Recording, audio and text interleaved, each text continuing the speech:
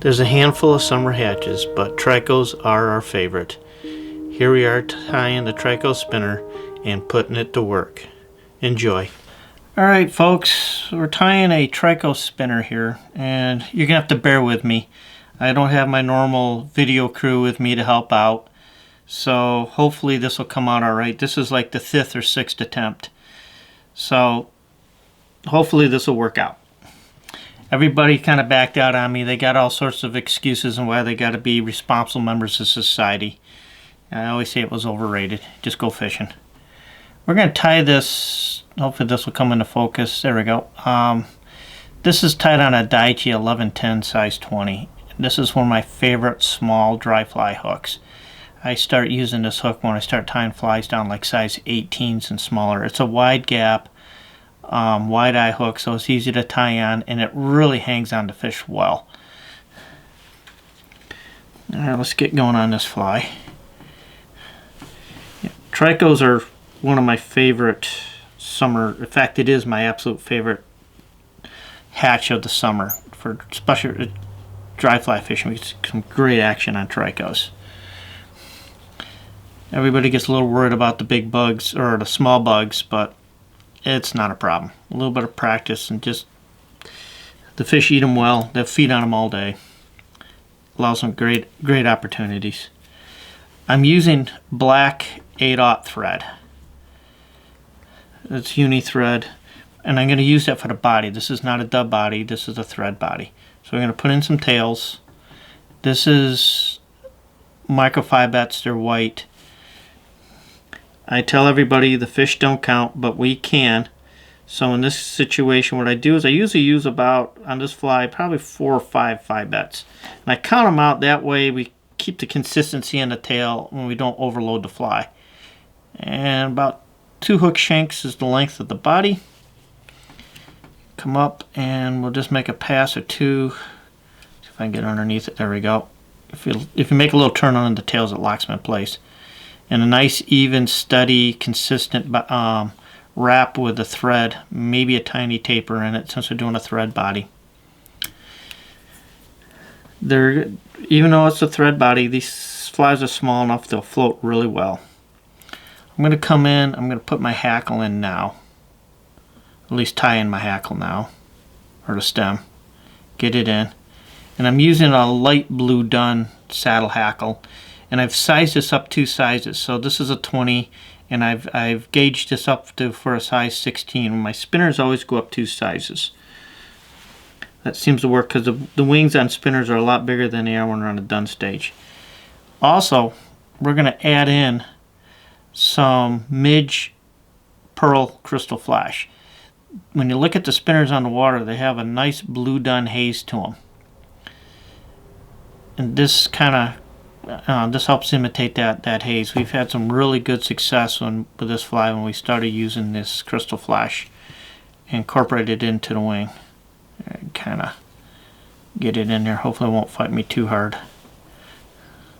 And we'll cross tie that in. Oops. It's amazing how stuff starts fighting you when you're either in a hurry or you're trying to demonstrate it. There we are. There we don't go. There we are. We'll kind of come up. I always tell everybody cut the flash a little bit longer than you think you'll need, because you can always make it shorter. There. Now we're going to come back with a hackle and just kind of work around that flash. A couple turns in 2 or 3 in the back. Hop around it. 2 or 3 turns in the front, and we'll tie it off.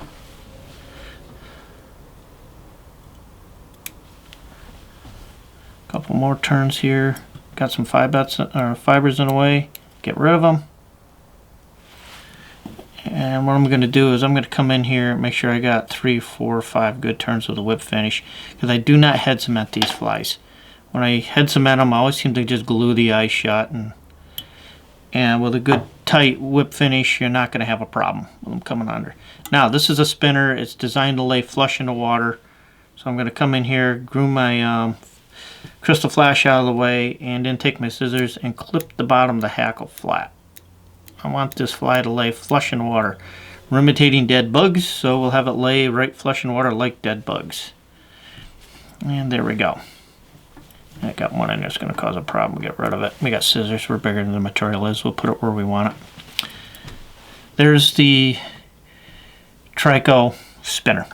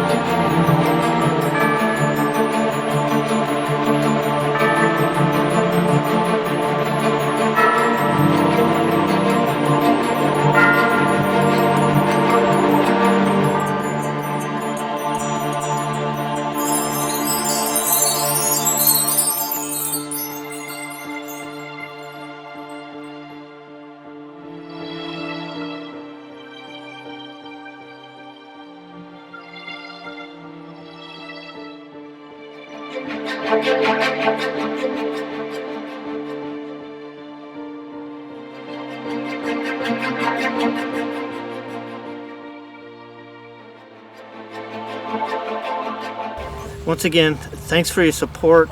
Please hit the subscribe button, comment below. It's all going to be very helpful and useful.